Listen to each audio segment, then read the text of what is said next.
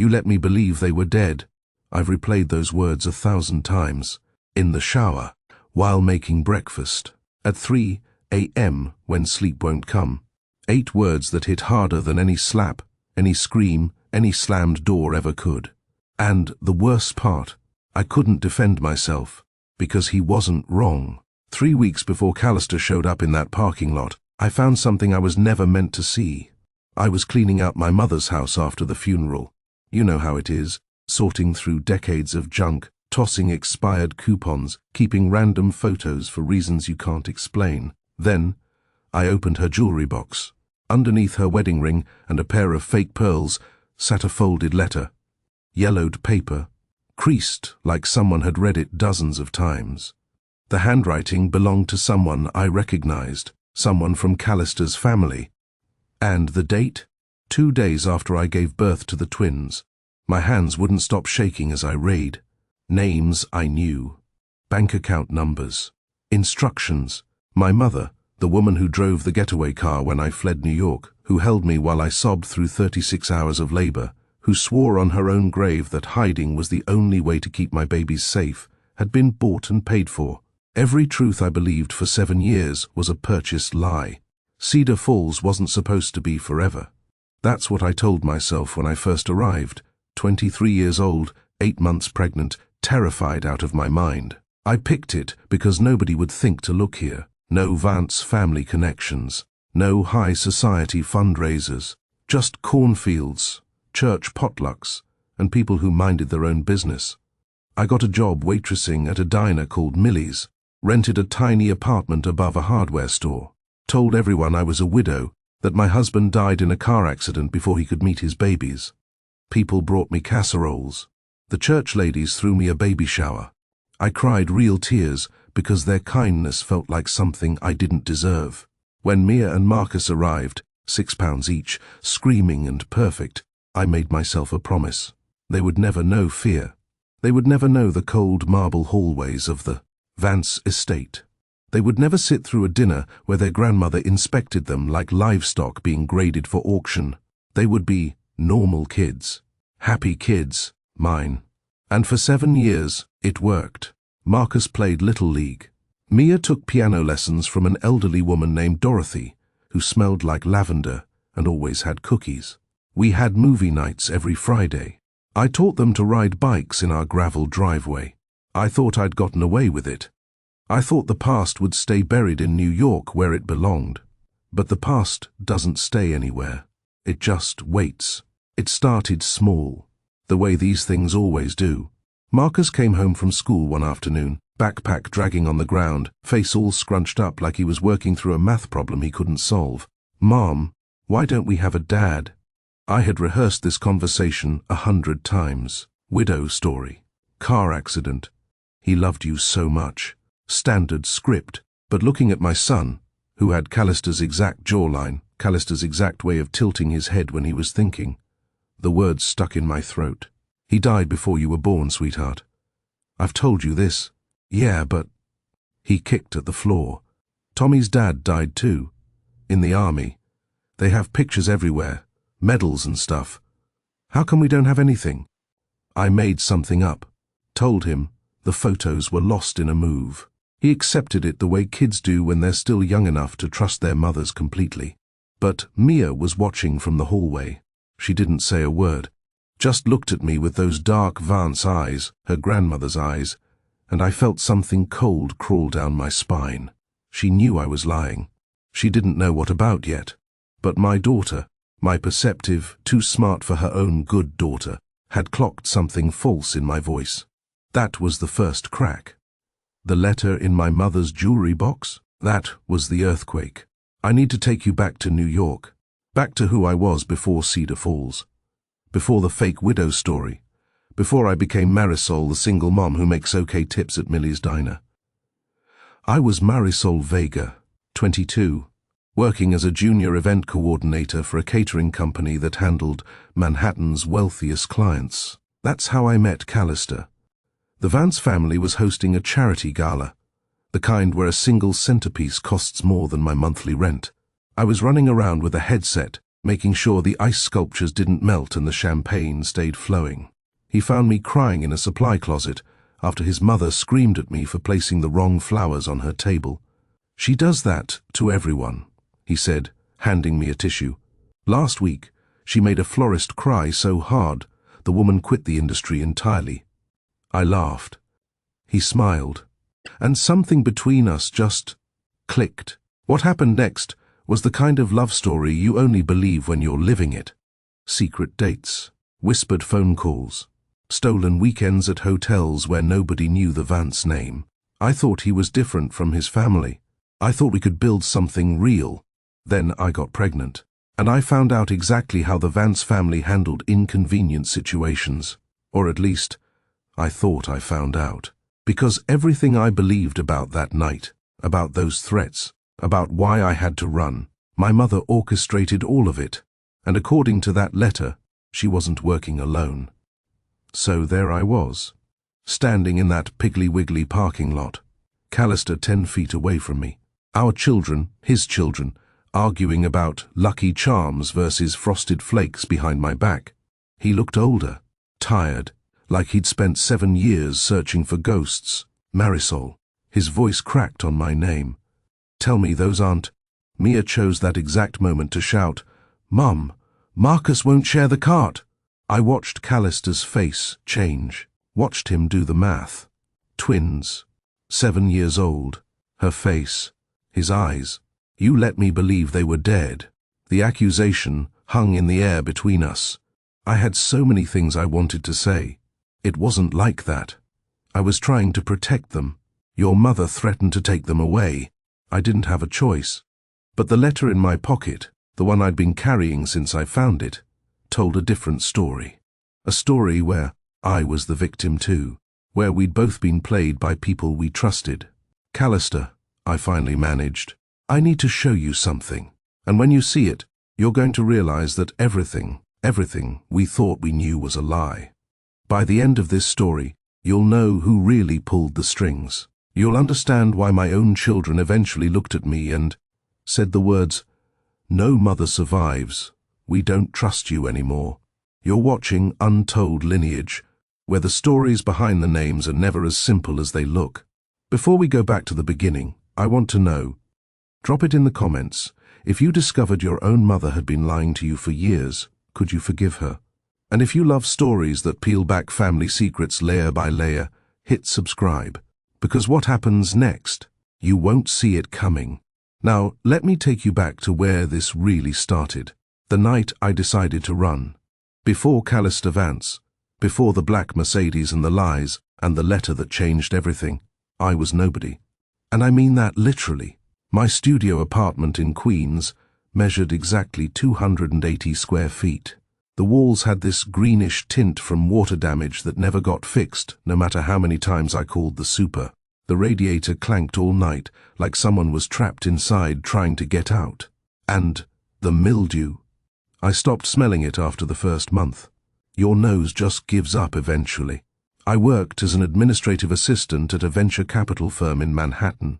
Sounds impressive until you realize what that actually meant. I fetched coffee. I organized files. I scheduled meetings for people who made more money in a lunch break than I made in a year. Nobody knew my name. I'm not being dramatic. After 11 months at that job, my supervisor still called me Maria. The receptionist thought I was Marissa. Once, during a holiday party, someone asked me which catering company I worked for. I smiled and pointed them toward the shrimp. You want to know what invisible feels like? It feels like existing in a room full of people who look right through you. Like your presence doesn't register. Like you could disappear tomorrow and nobody would notice until the coffee stopped showing up. I grew up in foster care, bounced between 6 homes before I aged out at 18. The only constant in my life was my foster sister Tamarind. But that's a story for later. The point is, I had no family, no safety net, no one waiting for me at the end of the day. When no one's ever chosen you, the first person who does can feel like destiny. That's what made me so dangerous to myself. That hunger, that desperate, aching need to be seen by someone, anyone, who might actually stay. The day I met Callister Vance, The office heating system had been broken for 3 days straight. I was sitting at my desk wearing 2 sweaters and a scarf, fingers so cold I kept making typos. My breath was actually visible. In a Manhattan high-rise, in a building that charged $40 per square foot. Everyone else had space heaters. Nobody thought to offer me one. Then he walked in. I didn't know who he was at first. Just another suit. Tall, dark hair, the kind of jawline you see in cologne advertisements. He was there for a meeting with the partners, the real players, the ones with corner offices and equity stakes. But instead of walking past my desk like everyone else did, he stopped. "You're freezing." I looked up. Those grey eyes locked onto mine, like I was the only person in the room, like I mattered. "The heating's been out," I managed. Brilliant conversation starter, I know. He didn't respond, just shrugged off his jacket, this beautiful charcoal wool thing that probably cost more than my rent, and draped it over my shoulders. "Keep it. I run hot anyway." Before I could protest, he disappeared into the conference room. I sat there wrapped in his jacket, smelling cedar and something expensive, feeling like the world had tilted slightly on its axis. 45 minutes later, he came back with 2 cups of coffee. Handed one to me. "Sorry for the wait. The machine on the executive floor takes forever, but it's actually drinkable. How did you know I drink coffee?" He smiled. I asked. Those 2 words should have been my first warning sign. He'd been in a meeting with senior partners, discussing millions of dollars in deals, and somewhere in there, he'd found time to ask someone about the shivering admin assistant at the front desk. Men like him never do anything without a reason, but I didn't think about reasons. I thought about his jacket still warm on my shoulders. I thought about the way he looked at me, really looked, when everyone else saw furniture. It felt like the universe had finally found me. I didn't realize it was actually the Vance family tightening a net. Dating Callister Vance was like being transported into someone else's life. Our first date wasn't dinner and a movie. It was a rooftop in Tribeca with a private chef and a view of the entire city spread out like glittering jewelry. He'd rented the whole space, just for us. "Is this normal for you?" I asked, staring at the skyline. "Nothing about you feels normal," he said. "So why would I give you normal?" I melted. Of course I did. Then came the private gardens in Connecticut. The weekend in Vermont, where fresh snow covered everything, and we stayed in a cabin with a fireplace and a bathtub the size of my entire bathroom back home. The midnight Thai food runs where his driver took us to Queens, my neighborhood, and Callister tipped the restaurant owner $500 for staying open late. For someone who grew up counting pennies for subway fare, this wasn't just luxury, it was erasure. Every fancy hotel room made my cramped studio feel further away. Every expensive meal made me forget the nights I'd eaten ramen for a week straight because rent was due. He was rewriting my story. And I wanted him to, but here's what I didn't notice at the time. He always picked the places. Every restaurant, every destination, every activity. His choice. If I suggested my favorite pizza spot in Astoria, something would come up. A work emergency, a better idea, a trust me, you'll love this instead. He paid for everything, and I mean everything. I never saw a bill, never had the chance to contribute. At first, it felt generous. Later, I'd understand it was something else entirely, and he never stayed too long in my world. We'd visit Queens for food, but we never lingered. Never met my neighbors, never existed in my reality for more than an hour or 2 before retreating back to his. One night, lying on silk sheets in a hotel suite, I asked about his family, about the Vance dynasty, about what they would think of someone like me. His jaw tightened. "They don't get to decide who I love." "I do." I heard rebellion. I heard a man choosing me over expectations and inheritance and everything his name represented. I should have heard a warning. His life was already a war zone, and I was walking straight into the crossfire. 11 months. 11 months of rooftops and Vermont cabins and midnight Thai food. 11 months of I love you, and you're different, and you're the only real thing in my life. 11 months, and I still hadn't met his family. When am I going to meet them? I finally asked. We were in his apartment, a sleek, modern space with floor-to-ceiling windows overlooking Central Park. I was curled up on his couch, wearing one of his shirts, trying to sound casual about something that had been eating at me for weeks. Callister's expression shifted, just slightly, a tightening around his eyes that I'd learned to recognize later. "They're complicated," he said. "Every family is complicated, not like mine." He crossed the room, sat beside me, took my hands in his. The gesture felt rehearsed. My mother especially. She has expectations, ideas about who belongs in our world and who doesn't. And I don't belong. That's not what I'm saying. "Then what are you saying, Callister?" He squeezed my hands. That perfect face, those grey eyes full of something that looked like sincerity. "I want them to see you the way I see you. That takes time. Strategy. I'm protecting you, protecting me. When someone says they're protecting you from their family, listen carefully. Sometimes what they're really protecting is their own comfort, their ability to exist in two worlds without those worlds colliding, their freedom to love you in private while keeping you hidden in public." I didn't understand that then. I just felt grateful. Here was this powerful man, this heir to billions, and he was shielding me from people who might hurt me. It felt romantic, noble even. 3 weeks later, he told me I was finally going to meet them. "Dinner at Thornhaven," he said, like he was announcing a trip to the dentist. "Saturday night. My mother's hosting." My stomach dropped. "You look terrified." He laughed. "Don't be. I'll be right there with you." Famous last words. The first time I saw Thornhaven, I understood something important. This wasn't a home. It was a statement. The Vance family estate sat on 40 acres in Greenwich, Connecticut, stone walls covered in ivy that had probably been growing since before my grandparents were born, windows that reflected the sunset like dozens of watching eyes, a circular driveway that could fit every car I'd ever seen in my neighborhood. Callister squeezed my hand as we walked toward the entrance. "Remember," he murmured, "don't let her get to you." Before I could ask what that meant, the doors swung open. The interior was worse than the exterior. Cold marble floors, vaulted ceilings, artwork on the walls that belonged in museums, probably stolen from them, knowing what I know now. Our footsteps echoed like we were walking through a mausoleum, because that's what Thornhaven was. A mausoleum for a family that had forgotten how to be human. She was waiting in the parlor. Cordelia Vance. 63 years old, but you'd never know it. Face frozen in a permanent expression of mild distaste.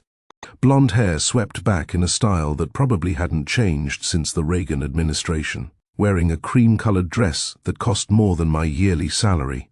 She looked me up and down, the way you'd examine a stain on an antique carpet. So, her voice could have frozen champagne. "You're the girl." Not Callister's girlfriend, not my name, which she certainly knew. The girl. Like I was a species rather than a person. Mother Callister started. "I'm speaking to our guest."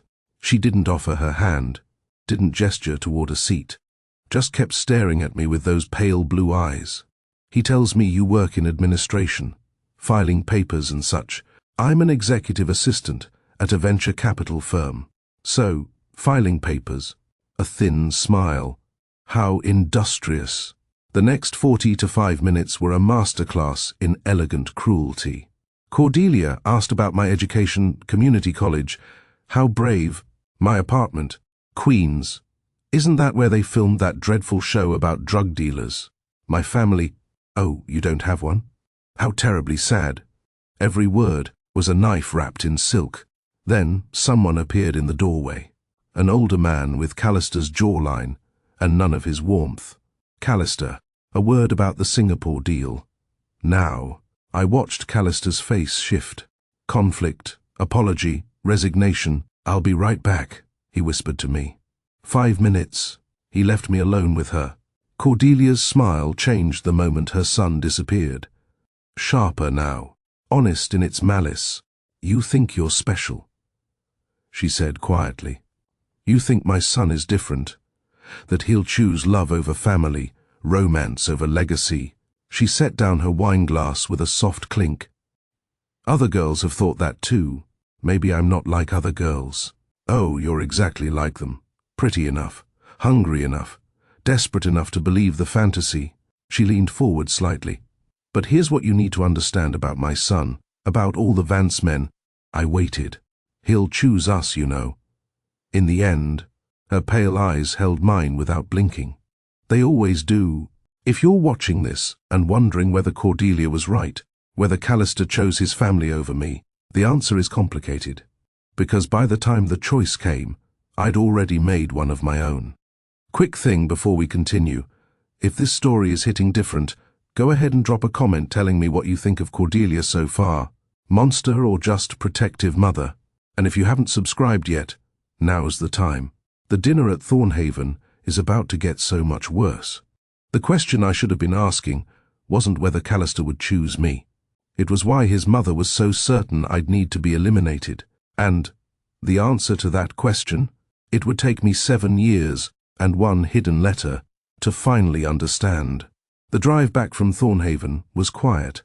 Too quiet. Callister kept glancing at me, his hands tight on the steering wheel, that crease between his eyebrows deeper than I'd ever seen it. She was hard on you, he finally said. I'm sorry. I should have stayed. I stared out the window at the Connecticut darkness rushing past. My reflection looked pale, hollow. Cordelia's words were still echoing in my skull like a bell that wouldn't stop ringing. He'll choose us, you know. In the end. They always do. It's fine, I heard myself say. She's protective of you. I understand, but I didn't tell him what she really said. I didn't mention the way her eyes had cut through me like I was something to be scraped off her son's shoe. I didn't describe the cold certainty in her voice when she told me I'd be discarded like all the others. Why didn't I tell him? I've asked myself that question 1,000 times since, and the honest answer isn't flattering. I didn't want to be that girl, the one who forces ultimatums, the one who makes him choose between his family and her. I'd seen enough romantic comedies to know that woman always loses. She becomes the villain of her own story, the jealous girlfriend who couldn't handle a difficult mother-in-law. And deeper than that, in the part of myself I didn't want to examine too closely, I was afraid.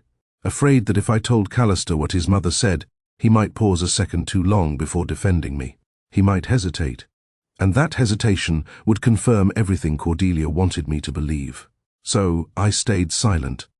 I told myself I was protecting our relationship, keeping the peace, being the bigger person. Really, I was protecting my fantasy, the dream that love would be enough, that I could exist in his world without being destroyed by it. Looking back, that silence was my first real betrayal, not of Callister, of myself. I swallowed the truth because the truth was too terrifying to face. And that's exactly what Cordelia was counting on. 6 weeks after Thornhaven, I was throwing up in the bathroom at work. At first I blamed the leftover Chinese food in my fridge. Then I blamed stress. Then I missed my period by 12 days and couldn't blame anything anymore. I bought 3 pregnancy tests, took them all, watched 3 little plus signs appear like messages from a future I hadn't planned for. Pregnant. I sat on my bathroom floor, that tiny mildew-stained bathroom in my Queen's studio, and stared at those tests for what felt like hours. My hands wouldn't stop shaking. Terror came first. Raw, animal panic. I was 23.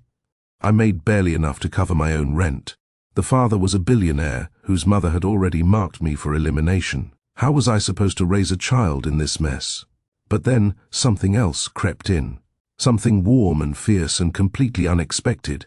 Joy. I pressed my hand against my stomach, still flat, no sign of anything different, and felt tears sliding down my cheeks. Happy tears. The first genuinely happy tears I'd cried in years. For the first time in my life, I belonged somewhere. Inside me was a person who was mine, someone who wouldn't leave, someone who wouldn't look through me like I was invisible, someone who would need me in a way no one ever had before. I scheduled a doctor's appointment for the next day, sat in the waiting room with my leg bouncing, filling out forms, trying to look calm. The ultrasound technician was a kind woman with grey hair and warm hands. She moved the wand across my stomach, squinting at the screen. Then she laughed. "Well," she said, "I hope you're ready for an adventure." "What do you mean?" She turned the screen toward me, pointed at two distinct shapes, two heartbeats flickering like tiny stars. Twins. I couldn't breathe, couldn't think. Twins. Two babies. Two heartbeats. Two people growing inside me who would share my blood and my love and my everything. That night, I prepared. Candles on every surface of my tiny apartment. Baby booties, yellow, neutral, perfect, wrapped in a box with a ribbon. I practiced what I would say to Callister in the mirror, until the words felt natural. "We're having twins. You're going to be a father. Twice over. I know this is unexpected, but I love you, and I think we can do this." I fell asleep that night, with my hand on my stomach, dreaming of a future where everything somehow worked out.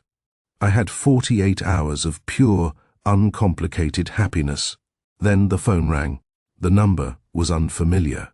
Manhattan area code, but not Callister's. I almost didn't answer. I was in the middle of arranging the candles, rehearsing my speech one more time, trying to decide whether to tell him about the twins before or after dinner. Something made me pick up anyway. Instinct, maybe.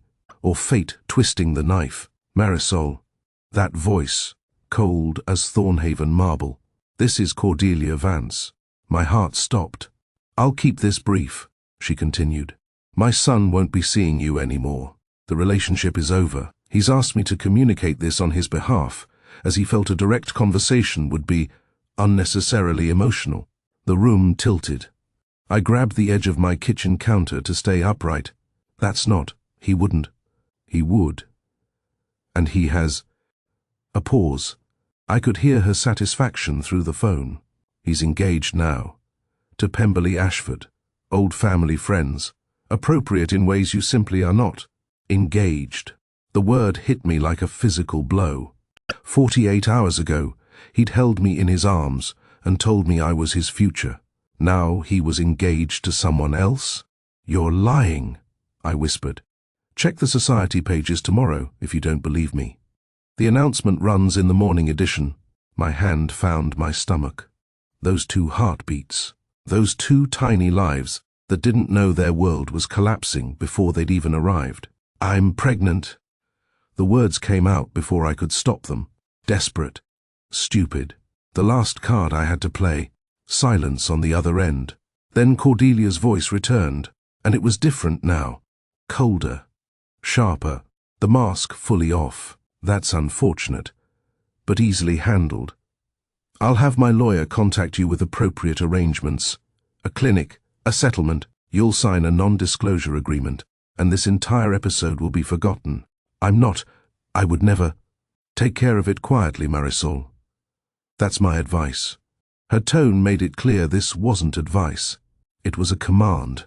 The alternative involves lawyers who will bury you, courts where my family has judges on speed dial, a public humiliation that will follow you for the rest of your insignificant life.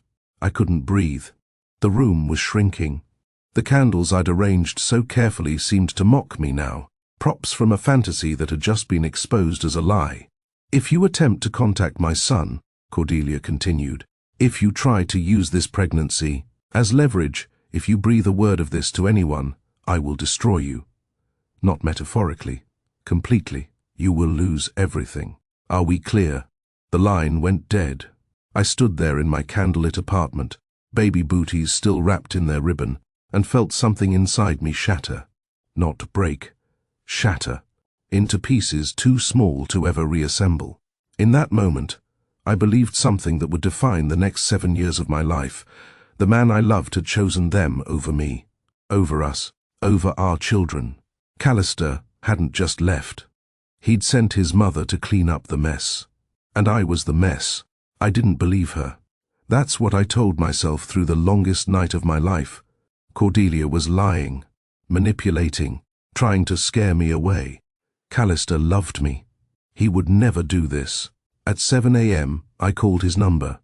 "The number you have dialed has been changed. The new number is unlisted. Changed, overnight, like I'd never existed. I threw on clothes and took the subway to his apartment building. The doorman, the same one who'd nodded at me dozens of times, who'd called me Miss Marisol and held the door while Callister and I laughed our way inside, blocked my path like I was a stranger. "I'm sorry, miss. Mr. Vance isn't accepting visitors. He knows me. We're together. Please, just call up and—" "I have explicit instructions." His face was stone.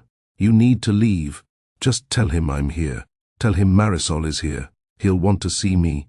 The doorman's hand moved toward his radio. Security backup. I was seconds away from being escorted out like a trespasser. I left, walked 20 blocks to the venture capital firm where we'd met, where he'd draped his jacket over my shoulders, where everything had begun. The receptionist, who still called me Maria after 11 months, looked up with blank politeness. "I need to see Callister Vance. He's in a meeting with the partners today." She checked her computer, frowned, made a phone call, whispered words I couldn't hear. 2 minutes later, building security appeared at my elbow. "Ma'am, you need to come with us. I just want to talk to him. You're not authorized to be on this floor. We're going to escort you to the exit." I was walked through the lobby in front of everyone. Co-workers who'd never learned my name watched me being removed like a criminal. The security guards flanked me all the way to the street and stood there until I walked away. Once, I was the woman Callister Vance flew to Vermont, the woman he rented rooftops for, the woman he looked at like she was the only real thing in his world. Now I couldn't get past the lobby. People with power don't always have to say no to you themselves. They don't have to reject you personally or explain why you're being cut off. Sometimes they just close every door around you until you disappear. They change numbers. They give instructions to doormen. They have security remove you, and the whole time, they never have to look you in the eye. That's what erasure looks like. Not dramatic confrontations. Not shouting matches. Just door after door after door closing in your face until you finally understand you were never real to them. You were a distraction. And distractions get eliminated. At 2 a.m., I called the only person I had left. Tamarind picked up on the second ring. She always did, no matter the hour. That was the thing about growing up together in foster care. You learned that 2 a.m. phone calls meant someone was drowning. "Sol?" Her voice was groggy but alert. "What happened?" I couldn't speak at first. Just sobbed into the phone like a child. All the fear and humiliation and heartbreak pouring out in sounds that weren't words. Tamarind waited. Didn't rush me. Didn't ask questions. Just breathed on the other end of the line until I could form sentences. "He left me." The words came out broken. "He's engaged to someone else. His mother called. She threatened me. I'm pregnant, Tam. I'm pregnant with twins. And he won't even talk to me." Silence. Then Tamarind's voice came back, steel wrapped in velvet. "Pack a bag. I'm coming." She showed up at my door 4 hours later. Didn't knock. Used the spare key I'd given her years ago. Found me curled on my bathroom floor, still in yesterday's clothes, surrounded by positive pregnancy tests. Tamarind was everything I wasn't. Practical, where I was emotional. Fierce, where I was fragile. She'd aged out of foster care the same year I did, but while I'd been chasing love stories and fairy tales, she'd been building a life with both feet on the ground. She looked at me on that floor and saw exactly what needed to happen. Get up. Shower. I'm making coffee. By noon, my apartment was packed. By 3 p.m. we were in her old Honda Civic heading west. The city skyline shrank in the rearview mirror. All those lights and towers and dreams I'd had about belonging somewhere, getting smaller and smaller until they disappeared. I watched Manhattan vanish and felt nothing. My body was numb. My mind was empty. The only thing I could feel was the faint flutter in my stomach. Too early for kicks, but I swore I felt them anyway. 2 heartbeats reminding me I wasn't alone. Somewhere in Pennsylvania, Tamarind finally spoke. "You could fight this. Lawyers, paternity tests. He's the father. He has obligations. Against the Vance family?" I laughed, but there was no humor in it. They have judges, politicians, enough money to bury me in court for the rest of my life. By the time I won anything, my children would be grown, and I'd be bankrupt. So, what's the plan? I stared at the highway stretching ahead. Miles and miles of nothing. A clean slate. He doesn't want them. His mother made that clear. If I try to force him to be a father, they'll take them from me. They'll claim I'm unfit, unstable. They'll use their money and their power to make me disappear. Tamarin's hands tightened on the wheel. Then we make sure he never finds out. New town, new name, new life. The babies become yours and only yours. It wasn't a question. It was a plan. We stopped at a gas station somewhere in Ohio. While Tamarin filled the tank, I went to the bathroom. A grimy single-stall room with a cracked mirror and flickering lights. I stood there staring at my reflection, at the dark circles under my eyes, at the woman I'd become in the span of 48 hours. Homeless, pregnant, running from a family that wanted to erase me. I pressed my hand against my stomach. "I'll keep you safe," I whispered, "even if it means lying to everyone. Even if it means you never know where you came from. Even if it means lying to you." The face in the mirror didn't look convinced, but she was the only mother those babies had, so she would have to be enough. Cedar Falls Community Hospital, November 14th. 36 hours of labor. I remember the fluorescent lights, the smell of antiseptic, Tamarin's hand crushing mine as I screamed through contractions that felt like my body was being torn apart.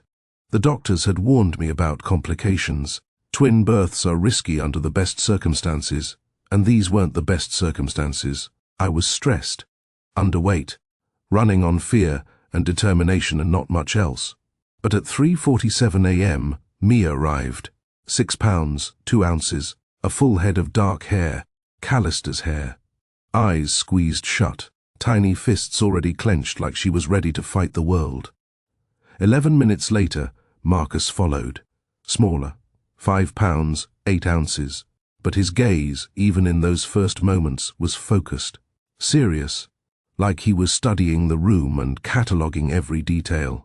The nurse placed them in my arms, one in each, warm and squirming and impossibly small, and something cracked open inside me. Not pain this time. Something bigger, fiercer. Mia had her father's dark coloring, but her mouth was mine. When she cried, it sounded like a battle cry. Marcus had Callister's jawline already visible beneath the baby softness. That same intense focus in his eyes. He didn't cry at first, just looked at me like he was waiting for an explanation. I gave them new names. Not the ones I'd imagined during those 48 hours of joy before Cordelia's phone call. Those names belonged to a different future, one where their father was present and their grandmother wasn't a monster. Mia and Marcus. Simple, strong, untraceable. They're beautiful, Tamarind whispered from beside the bed. They're mine. That was the vow I made in that hospital room, staring down at two faces that carried pieces of a man who'd thrown me away. They would never be weapons in someone else's war. They would never be leverage. They would never sit in Thornhaven's cold marble halls while Cordelia inspected them like livestock. They were mine, and I would protect them from the world that had rejected us, even if it meant erasing half of who they were. Looking back, I can see the flaw in that logic. I thought isolation was protection. I thought hiding them was keeping them safe. I thought if I just loved them hard enough, they'd never need to know about the father who didn't want them. I was wrong about all of it. But holding those tiny bodies in that hospital bed, watching them breathe, feeling their hearts beat against my chest, I couldn't imagine any other choice. I'll never let them hurt you, I promised, even if it means hurting you myself. At the time, that didn't sound like a contradiction. It took 7 years to understand it was exactly that. Cedar Falls welcomed us without questions. That's the thing about small towns in the Midwest. People there have seen enough hardship to recognize when someone's running from something. They don't pry. They just make casseroles and offer hand-me-down baby clothes and pretend they believe whatever story you tell them. I told them I was a widow. Car accident. Husband died before he could meet the twins. They nodded sympathetically and invited me to church potlucks. Tamarind stayed for the first 6 months, helped me find a job, receptionist at a family medical clinic, set up the nursery in the small farmhouse we rented on the edge of town, made sure I ate when I forgot to, held the babies when I cried. Then she went back to New York to live her own life, but she called every week, sent money when I was short, remained the only person on earth who knew the truth. Years passed. 1, then 2, then 5. The twins grew. I grew around them. We built a life that was small and quiet, and nothing like the rooftops and Vermont cabins of my past. I planted a garden. Tomatoes, peppers, herbs. The soil was nothing like Queen's concrete, and I learned to love the feeling of dirt under my fingernails. We went to school events, PTA meetings, 4th of July parades where the fire trucks sprayed water and kids chased each other with sparklers. Mia made friends easily, loud, confident, always the center of attention. Marcus hung back and observed. They balanced each other, completed each other in ways that made my heart ache. For a while, I believed I'd outrun the Vances, maybe even outrun myself. Cedar Falls was safe, anonymous, a place where nobody knew the name Vance, where billionaires were characters in movies, where a woman could raise 2 children alone and nobody thought twice about it. I convinced myself this was permanent, that we'd stay here forever, that the past was a door I'd locked and the key had been thrown away. But keys have a way of resurfacing, and locked doors don't stay locked forever. By age 6, the twins were developing personalities that terrified me. Marcus was the logical one. He challenged everything. Teachers, rules, things I told him were just the way it is. He'd raise his hand in class and ask questions that made his kindergarten teacher look uncomfortable. One day, he came home furious about something a classmate had said. Tommy said rich people are all bad guys, like in movies. But that's not true, is it, Mom? My stomach dropped. What do you mean? I mean, being rich doesn't make you evil. Actions make you evil, right? Having money is neutral. It's what you do with it that matters. He was 6 years old. 6. And he was already arguing about moral philosophy like a tiny professor. I looked at my son, at his focused expression, his serious eyes, that jawline that would someday look exactly like his father's, and felt a chill run down my spine. Mia was different, but equally unsettling. She felt everything intensely. Happiness, sadness, anger. Each emotion consumed her completely. When she was joyful, she lit up the room. When she was hurt, she shut down entirely. Walls came up. Eyes went cold. I recognized that coldness. I'd seen it in Thornhaven, in Cordelia's pale gaze, in the way the Vance family treated emotions like weaknesses to be suppressed. Sometimes Mia would look at me after I said something she didn't like, and for a split second, I saw her grandmother staring back. It chilled me to the bone.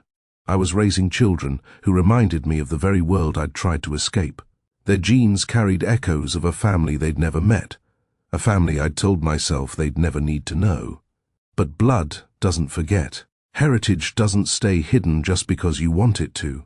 Every day, my children became more like the people I was protecting them from, and I didn't know whether to be proud or terrified.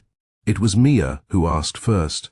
We were at a school event, one of those bring your family nights where kids showed off art projects and parents pretended to be interested. Fathers were everywhere. Dads in baseball caps tossing their kids on shoulders. Dads helping with homework. Dads just present. Mia watched them with an expression I couldn't read. Mom. Her voice was quiet. Why don't we have a dad? I'd rehearsed this conversation, practiced it in my head for years. But when the moment came, the words felt hollow. He's not part of our lives, sweetheart. But we're not missing anything. We have each other. But where is he? He passed away. Before you were born. Then how come we don't have pictures or stuff that was his? Tommy's dad died in the army, and they have his medal and his flag and everything. Marcus looked up from his art project, those observant eyes tracking my reaction, recording it, analyzing. Some things are too painful to keep, I said. I wanted to focus on the future, not the past. Mia accepted this, nodded slowly, and went back to watching the other fathers. But Marcus kept looking at me, like he knew, even at 6 years old, that my answer was incomplete. Like he was filing this conversation away for future examination. That night, after the kids were asleep, I sat on the porch and stared at the stars. Tamarin's voice echoed in my memory from our last phone call. What happens when they want answers you can't give? I'd brushed off the question then. They were too young to really understand. I had time. I could figure out a better story later. But later was coming faster than I'd expected. And I was running out of lies that felt believable. Here's the thing about half-truths. They're still lies. A story that's 60% true is still 100% false. And children, especially smart, observant children like mine, can sense the gaps in what you're telling them. They might not know what's missing yet, but they know something is. There were good days. So many good days. Birthday parties in our backyard with homemade cake and dollar store decorations. The twins blowing out candles while the neighbors sang off-key. Mia's delighted laughter. Marcus's small, satisfied smile. Homework sessions at the kitchen table. Marcus explaining fractions to his sister with the patience of a tiny professor. Mia drawing pictures in the margins of her worksheets. Dragons and castles and princesses with swords. Summer evenings chasing fireflies through the backyard. The kids running barefoot through the grass, catching lightning bugs in mason jars, faces glowing with pure joy. Those were the moments I lived for. The proof that I'd made the right choice. That our small, secret life was enough. But the nights were different. After they were asleep, I'd sit on the porch with a cup of tea gone cold, staring at nothing. Thinking about Callister, wondering if he ever thought about me. If he knew, somehow, that somewhere in the world, 2 children carried his blood. Did he look at Pemberley Ashford across the breakfast table and feel satisfied with his choice? Did he sleep peacefully in Thornhaven while his children grew up not knowing his name? Or did some part of him wonder, late at night, what might have been? I hated myself for still thinking about him, for still caring. After everything his family had done, after being erased and threatened and thrown away like garbage, I still caught myself missing the way he laughed, the way he looked at me like I mattered.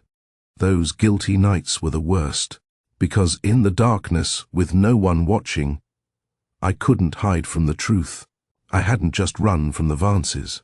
I'd run from myself, from the woman who'd loved so desperately that she'd ignored every warning sign, from the mother who was building her children's lives on lies. You can't construct a peaceful life on a rotting foundation. Eventually, the floor gives way. I knew that, but I kept walking anyway, pretending the creaking sounds were nothing. It was an ordinary Tuesday. Mail arrived like it always did.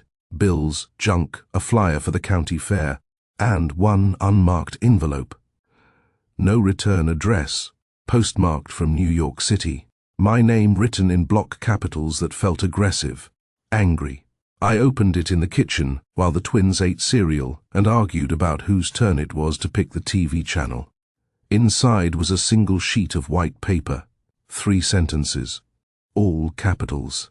He's looking for them. He's getting close. Run. The kitchen tilted. I grabbed the counter to steady myself. The kids didn't notice, too absorbed in their argument to see their mother's world collapsing. Who sent this? How did they find me? How did they know?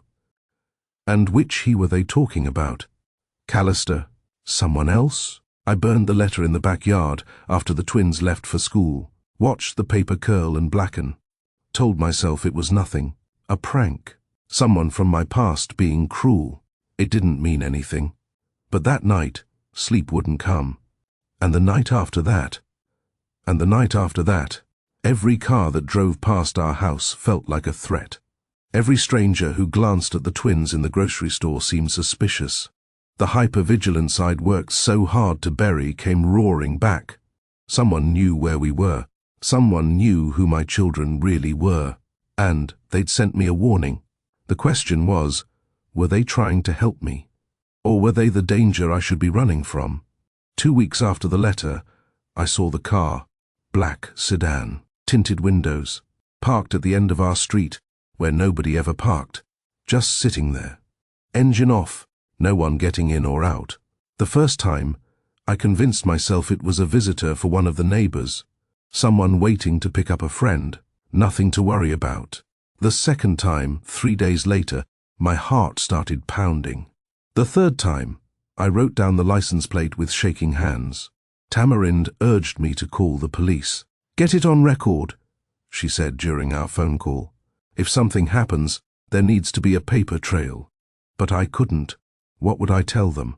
That I'd hidden my children from their billionaire father for 6 years? That I was living under a fake story?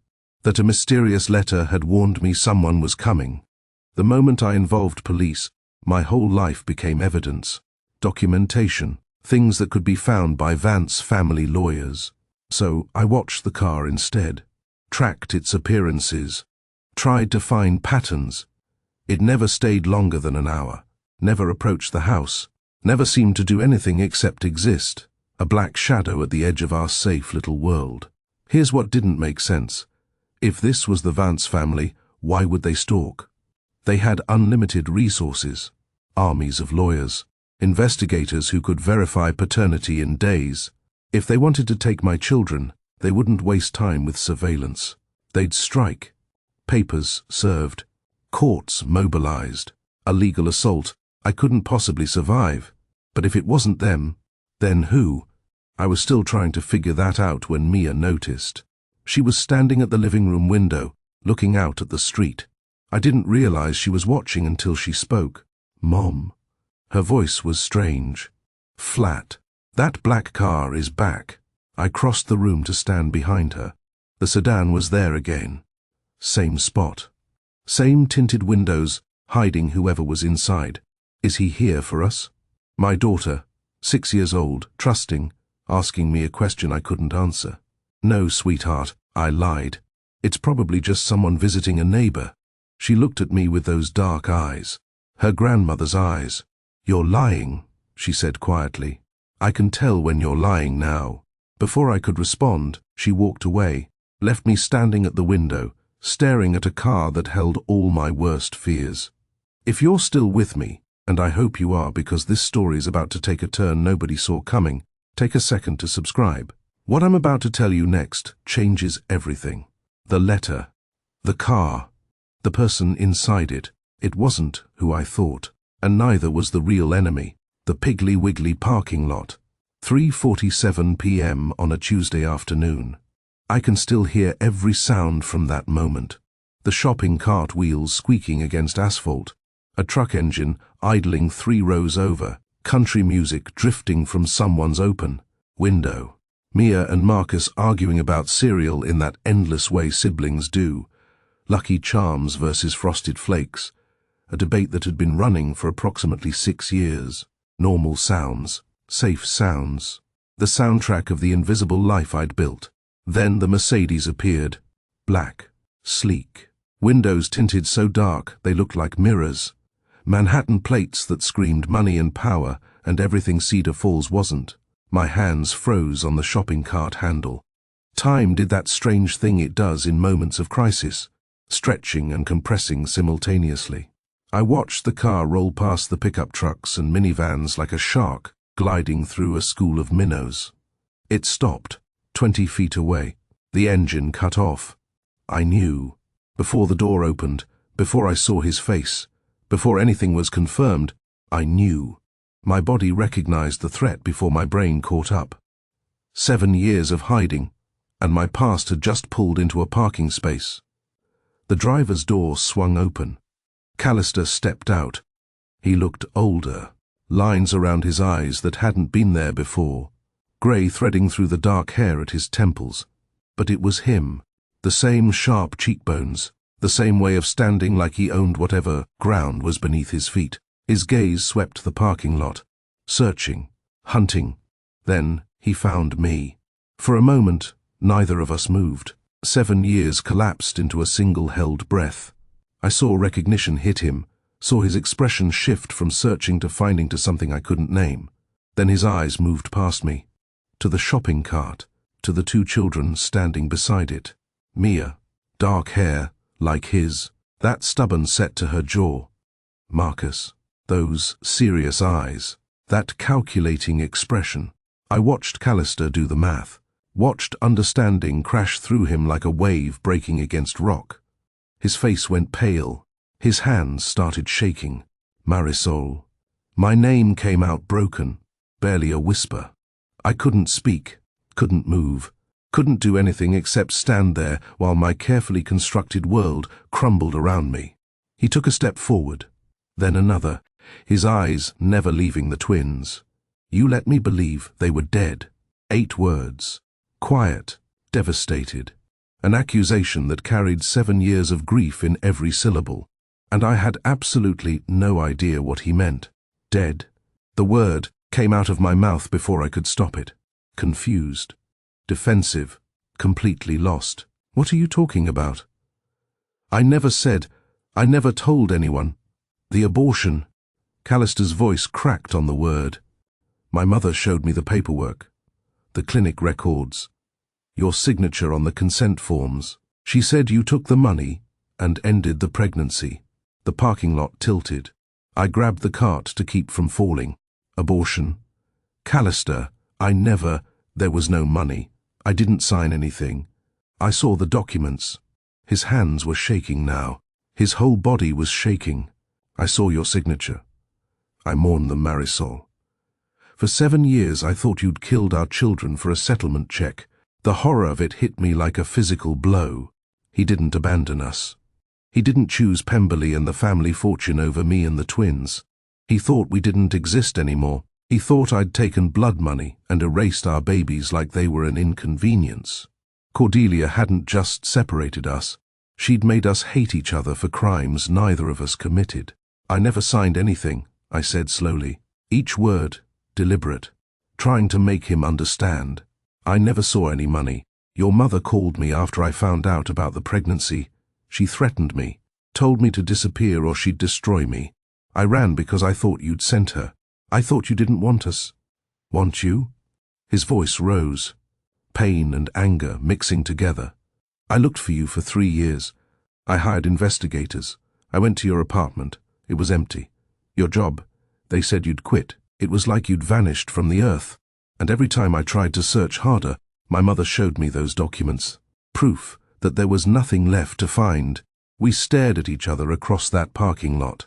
2 people who'd spent 7 years hating phantom versions of each other. 2 people who'd been manipulated so thoroughly we couldn't see the strings until now.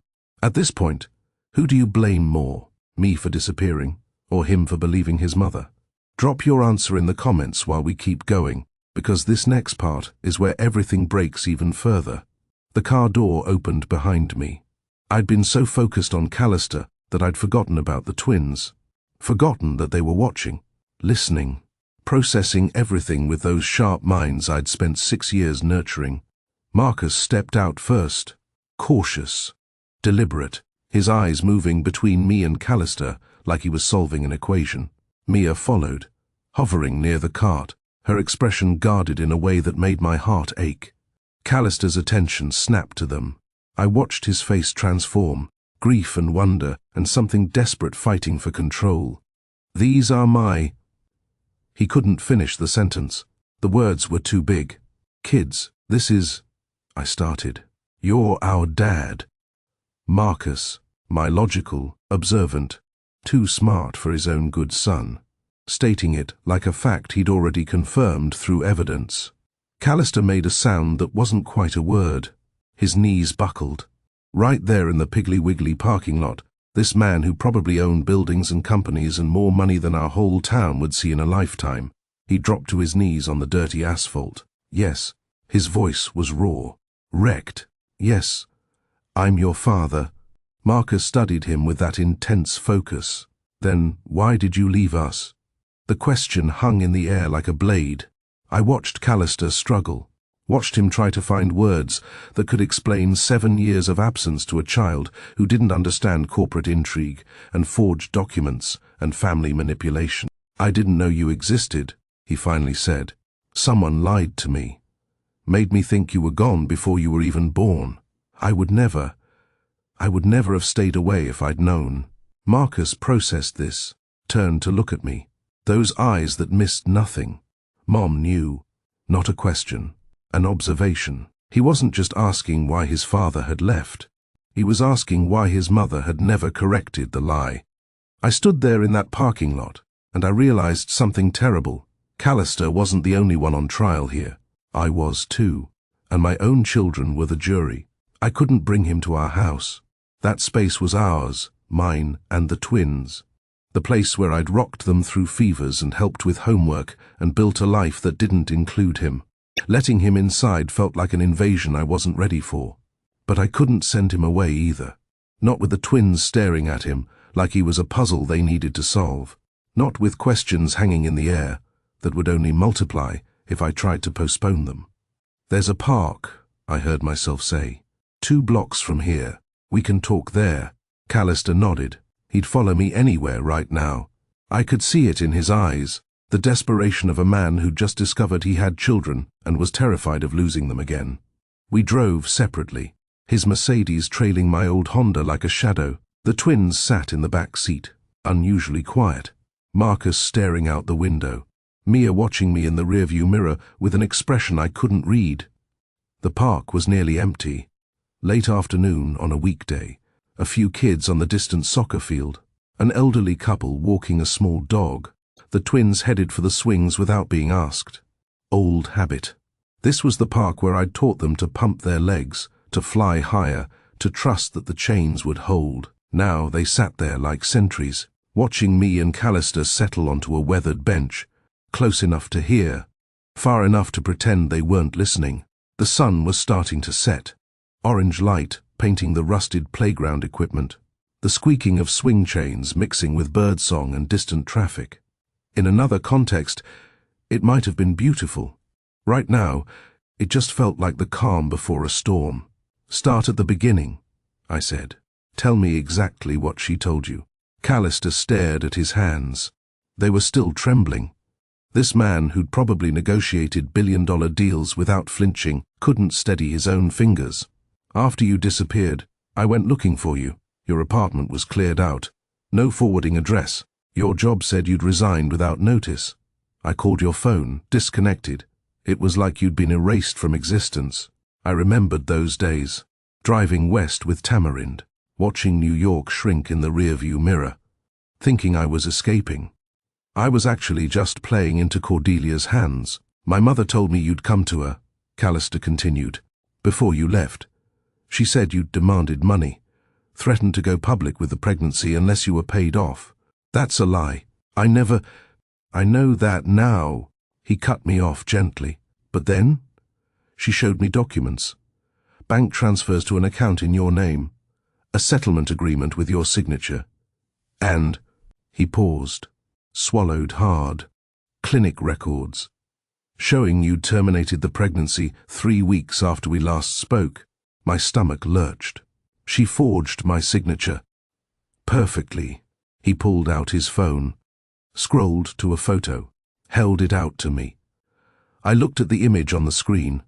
A medical form, official letterhead, and at the bottom, a signature in flowing cursive. It looked like my handwriting. The loops, the slant, the way I crossed my T's. Someone had studied my signature carefully enough to reproduce it almost flawlessly. Almost. "The L," I said slowly. "I don't loop my L's that way. And the date. I write the month first, not the day. Small details. Things only I would notice. But enough to prove this wasn't real." "I believed it for 7 years," Callister said quietly. "I believed you'd taken money to end our children's lives. I hated you, Marisol, genuinely hated you. And the whole time she was—" He couldn't finish. I looked at that forged document, at the meticulous care someone had taken to erase me and my children from Callister's life, and I understood something for the first time. I wasn't just a woman his mother disapproved of. I was a threat that required elimination. Cordelia hadn't simply manipulated her son. She'd created an entire false reality for him to live in. Sometimes the cruelest lies are the ones that use just enough truth to sound believable. I had disappeared. I had been pregnant. Those facts made the fiction around them feel solid enough to trust. And Callister had trusted his mother over the woman he loved. I wasn't sure yet whether I could forgive him for that. What happened after? I asked. After you thought I was gone. Callister's jaw tightened. My mother happened, the way she always does. He told me about Pemberley Ashford, the society wedding that happened 6 months after I vanished. How he'd gone through the motions like a sleepwalker, too grief-stricken and angry to resist his family's plans. The marriage lasted 4 years, he said. Pemberley was fine, appropriate, everything my mother wanted, but I couldn't love her. I couldn't love anyone. Part of me was still stuck in that apartment with you, replaying every moment and wondering how I'd missed the signs. What signs? That you were just using me. That's what I believed. His voice was bitter. Not at me, at himself. My mother convinced me I'd been a fool, a target, that women like you saw men like me as ATMs, not partners. I thought about the woman I'd been at 23, working as an admin, living in a mildewed studio, desperate to be seen by someone, anyone. I hadn't been a gold digger, but I understood how easily the narrative could be twisted. When did you realize she was lying? 3 years ago. Callister looked at the twins on their swings. I found documents in her office, financial records that didn't match what she'd told me. The settlement she claimed she'd paid you, there was no record of the money actually being transferred. The account she said was yours had never existed, so you went looking for me again. I hired new investigators. Better ones. People who weren't on my mother's payroll. He turned back to me. They found traces of you in Iowa, medical records from a hospital, a woman who'd given birth to twins 7 years ago, but every time they got close, the trail went cold. I thought about those years in Cedar Falls, the careful anonymity, the fake story about being a widow. I'd hidden well, but apparently not well enough. What about your family now? I asked. Your mother? I cut her off. The words came out flat, hard. 3 years ago, when I discovered the forgery, we haven't spoken since. My father died last year, heart attack. And Pemberley and I divorced. 2 years ago.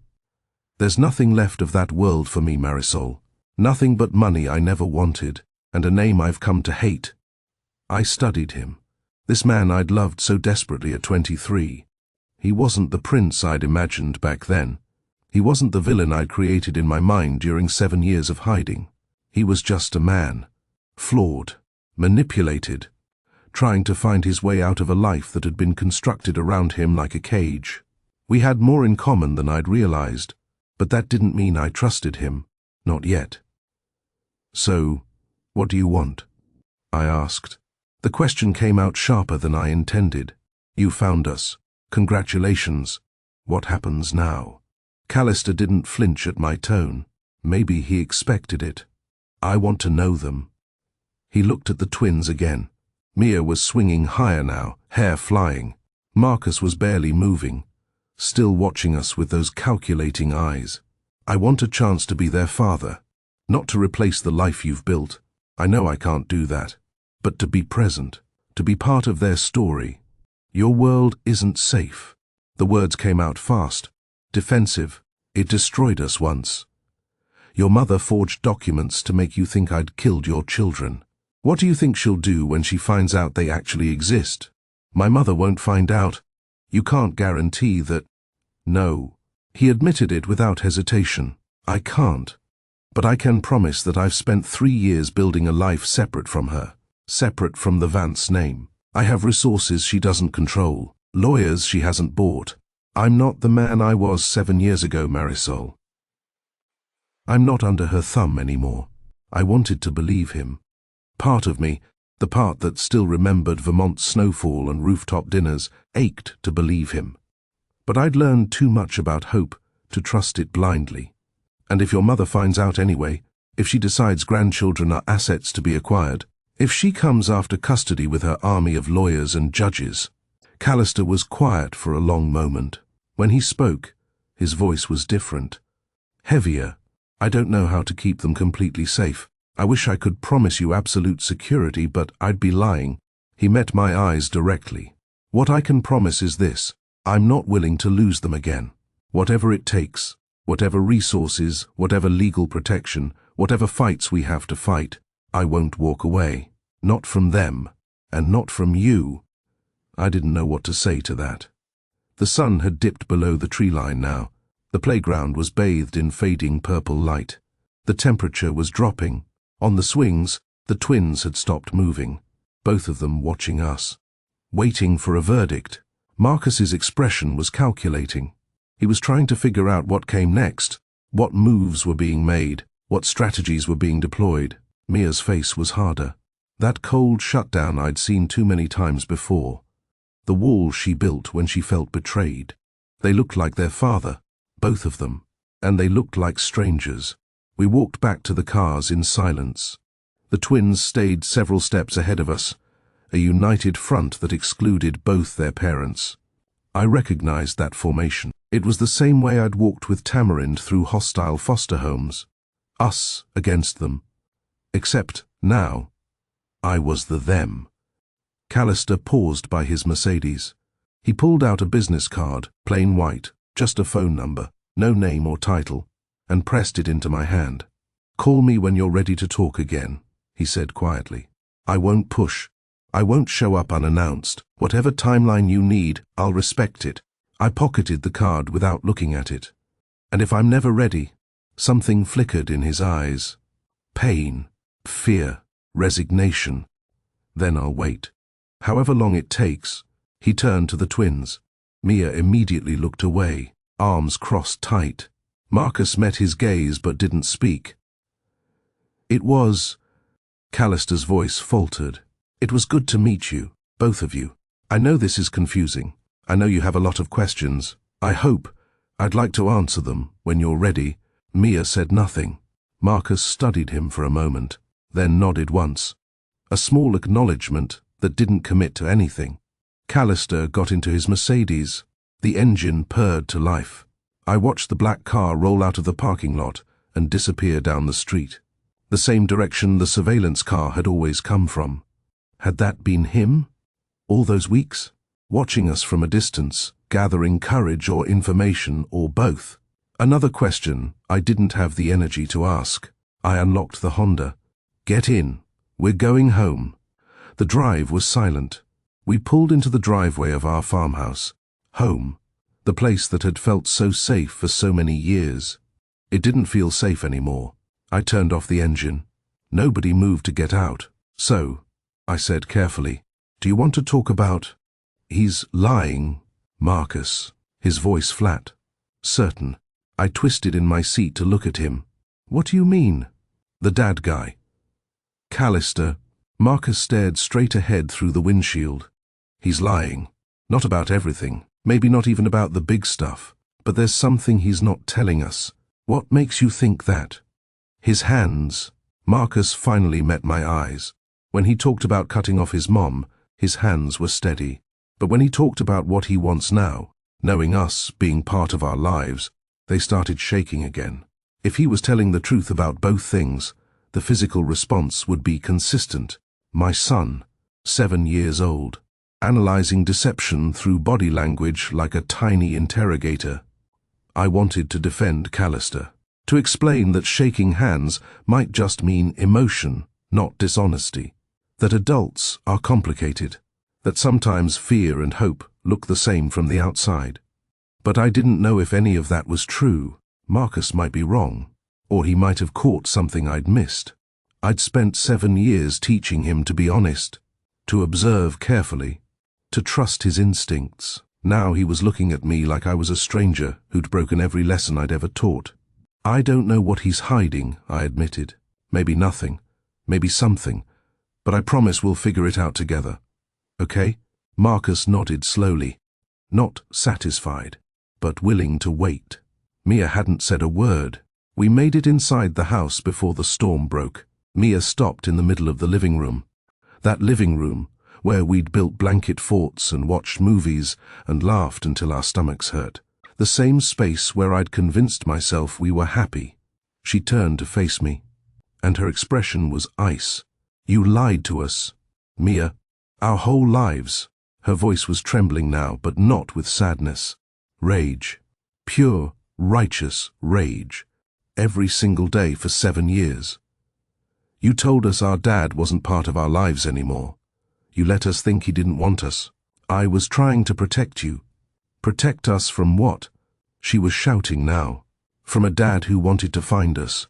From grandparents who might love us. From knowing who we actually are. From people who would use you as weapons. My own voice rose to match hers.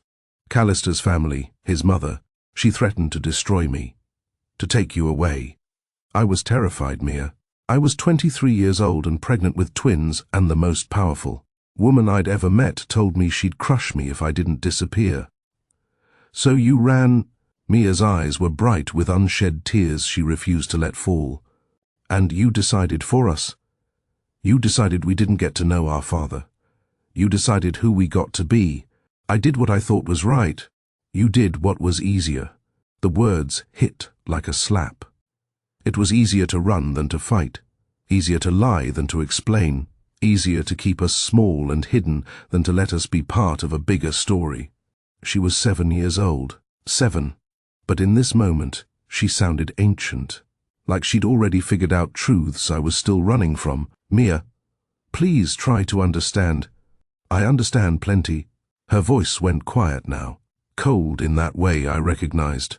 That Vance coldness that I'd tried so hard to prevent. You could have trusted us. Eventually, when we were old enough, you could have told us the truth and let us decide how we felt about it. You're still not old enough. But you didn't. She cut me off. You didn't trust us. And now I know why. She looked at me with her grandmother's eyes. Because you knew that if we had the truth, we might not choose you. The words hung in the air between us. A knife I didn't know how to remove. Then Mia turned and walked to her room. The door closed quietly behind her. Somehow, that was worse than a slam. I stood in the living room, surrounded by 7 years of memories, and felt everything I'd built crumbling into dust. That night, after both kids had retreated to their rooms and the house was silent, I sat on the porch and forced myself to look at the truth. The whole truth. Not the edited version I'd been telling myself for 7 years. Was I protecting my children from Cordelia Vance? Yes. That part was real. The threat was genuine. The fear was justified. But that wasn't the only reason I ran. There was something else. Something uglier. Something I'd buried so deep, I'd almost convinced myself it didn't exist. I was afraid of losing. Afraid that if I fought, if I stayed and battled the Vance family in courts and custody hearings and public opinion wars, I'd be exposed as exactly what Cordelia said I was. A nobody from nowhere with nothing to offer. A foster care kid who got lucky enough to catch a billionaire's eye and then got exactly what she deserved when the fantasy ended. Pride. That's what it was. Twisted, wounded pride. If I disappeared, I didn't have to lose. I could tell myself I'd escaped rather than been defeated. I could raise my children far from the people who'd rejected me and pretend that was victory instead of retreat. And there was something even darker than pride. Control. In Cedar Falls, I was the only parent, the only authority, the only source of truth about who my children were and where they came from. I decided what stories they heard. I decided what questions got answered. I decided who they were allowed to love. I called it protection. But a small, ugly part of me liked being the only one they needed. Liked having complete control over their reality. Liked knowing that no one could take them from me because no one knew they existed. That's the hardest truth to admit. The one that makes me look least like a hero, and most like the villain Cordelia probably painted me as. I told myself I was shielding my children from harm, but I was also shielding myself from pain, from rejection, from the possibility that my children might love their father's world more than mine. When you don't acknowledge your own selfishness, you turn it into righteousness. You pass it on like an inheritance, dressed up as wisdom and sacrifice. My children weren't just learning about their father tonight. They were learning that their mother was capable of profound deception, and they were right not to trust me. I've been sitting with this confession for a while now, and I think I owe it to you to ask the question directly. If you're a parent, or you've had parents who kept big secrets, I want to know, do you think I was protecting my kids? Or was I just protecting myself from pain? Because I genuinely don't know anymore. The line between those two things has gotten so blurred over 7 years that I can't see where one ends and the other begins. Drop your answer in the comments. Not to judge me, though you're welcome to do that too, but because I think there are a lot of us carrying secrets, telling ourselves stories about why we do what we do, and sometimes it takes a stranger on the internet to help you see clearly. Your story might help someone else who's carrying their own burden right now. And if you've made it this far into my mess, hit subscribe, because what happens next with Callister, with Cordelia, with my children who no longer trust me, you're going to want to see how this ends. The next morning, the phone rang, and everything got worse. I hadn't slept. Not really. Just that shallow, restless dozing, where your body pretends to rest while your mind runs endless circles. Mia's words kept replaying. You could have trusted us. You didn't. Marcus's observation, he's lying. Not about everything, but about something, and underneath it all, Callister's devastated voice. You let me believe they were dead. The buzz pulled me out of the fog. I reached for my phone on the nightstand, expecting an alarm I'd forgotten to turn off. Unknown number. No caller ID. A text message. 4 words that made my blood freeze. He didn't come alone. I sat up so fast my vision blurred. Read it again. Then again. The words didn't change. He didn't come alone. A second message appeared. 3 more words. Check your mail. My hands were shaking so hard, I nearly dropped the phone. The same trembling I'd felt 7 years ago when Cordelia called. The same cold dread pooling in my stomach. Someone was watching. Someone knew Callister had found us. And someone wanted me to know they knew. Who? The same person who'd sent the first letter months ago. The one warning me to run.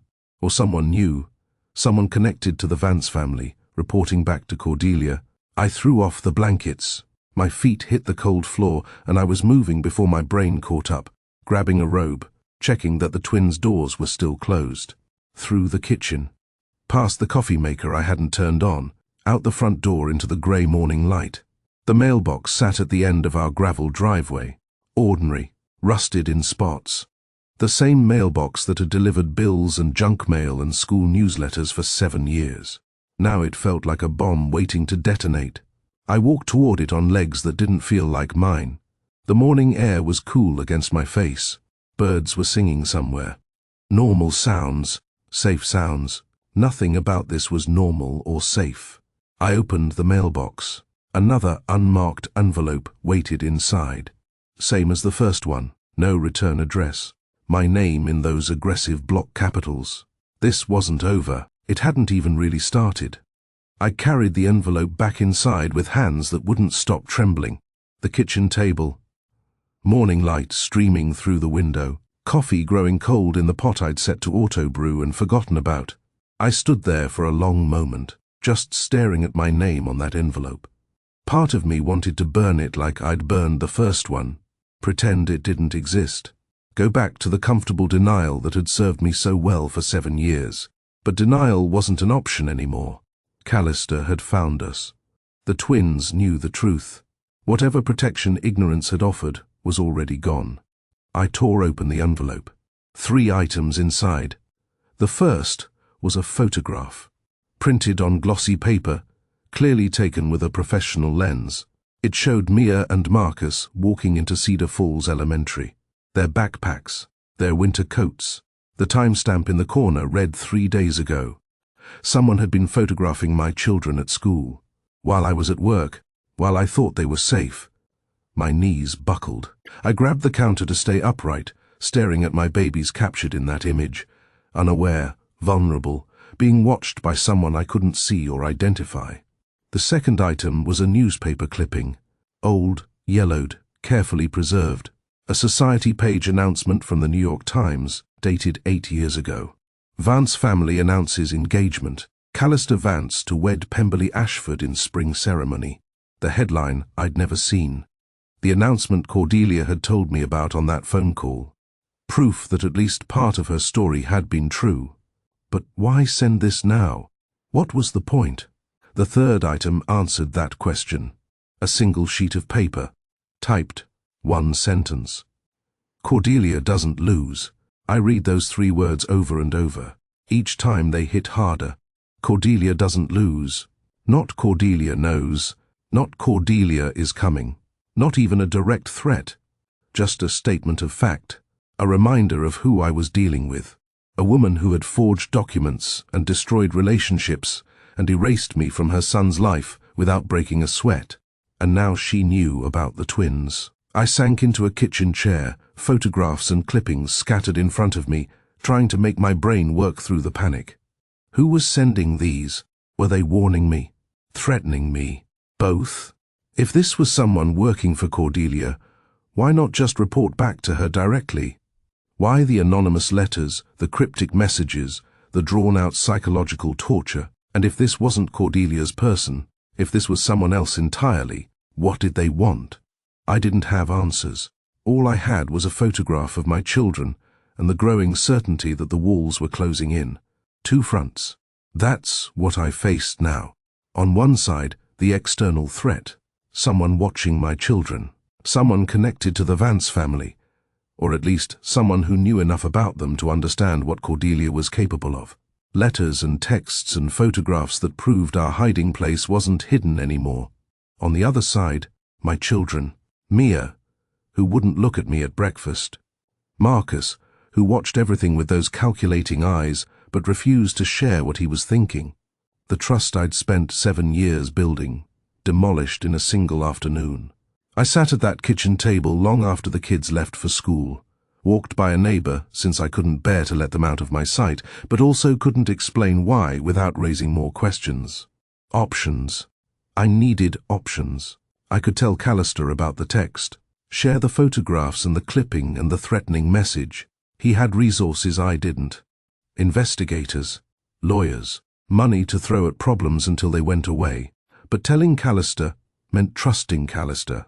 And Marcus's words kept echoing. He's lying. Not about everything, but about something. What if my son was right? What if Callister wasn't as free from his family as he claimed? What if I handed him this information and it went straight back to Cordelia? I could go to the police, file a report about the stalking, show them the letters and the photograph of my children at school. But what would I tell them? That a billionaire family from New York might be targeting me because I hid their grandchildren for 7 years? That I'd been living under a false story in their town, lying to everyone about who I was and where I came from? The moment I involved law enforcement, my secrets became evidence. Documentation that could be subpoenaed. Records that Vance family lawyers could access. I could run again. Pack the car tonight. Wake the kids. Drive somewhere new. Start over with fresh lies and fresh identities. But Mia's voice stopped me cold. How many times can you run before your kids realize it's not just the monsters chasing you? She was right. Running again would prove everything she accused me of. That I was a coward. That I chose escape over confrontation. That I'd rather drag my children into another false life than face the truth about myself. How many times can you run before your kids realize it's not just external threats you're fleeing? It's the ones you're afraid to face inside yourself. I didn't have an answer. I wasn't sure there was one. That night, alone on the porch again, I couldn't stop hearing her voice. He'll choose us, you know, in the end. They always do. Cordelia's words from Thornhaven, spoken with such casual certainty, like she was describing gravity or the sunrise, something inevitable that didn't require her intervention, only her patience. At the time, I'd thought she was talking about control, about the Vance family's ability to manipulate their children into compliance. And she was. But sitting there in the Iowa darkness, I realized the threat ran deeper. Callister said he'd cut her off. 3 years of silence. No contact. A complete break from the woman who'd destroyed his chance at happiness and lied to him about his own children. But blood is blood. And Cordelia had raised him, shaped him, programmed him with beliefs and loyalties that ran deeper than conscious thought. If she reached out now, if she made the right appeal, pushed the right buttons, offered the right combination of guilt and duty and family obligation, would he really stay away? He'd believed her lies for 7 years. Believed that I was a gold digger who'd murdered his children for money. He'd married someone else, lived in her world, played by her rules. All while I was hiding in Iowa, raising the babies he thought were dead. He said he was different now, free, his own man. But Cordelia had been wrong about very few things in her life. When she said they always choose us in the end, she was speaking from decades of experience. And there was another parallel I couldn't ignore. My children might also choose, not between me and Callister, though that fear lived in my chest too, but between comfort and truth, between the mother who'd loved them fiercely but lied to them constantly, and the larger story of who they really were. The Vance name came with money, power, opportunities I could never provide on a receptionist's salary in Cedar Falls, private schools, trust funds, a legacy that stretched back generations. If my children decided they wanted that world, if they chose wealth and privilege over a farmhouse and firefly summers, could I blame them? Would I have the right to blame them, after everything I'd hidden? Cordelia's promise echoed in the darkness. They always choose us in the end. I was terrified she might be right about my children too. The next morning, I found Mia in the kitchen before Marcus woke up. She was eating cereal in silence, not looking at me, that cold wall still firmly in place. I sat down across from her, didn't speak at first, just let the silence stretch until she finally glanced up.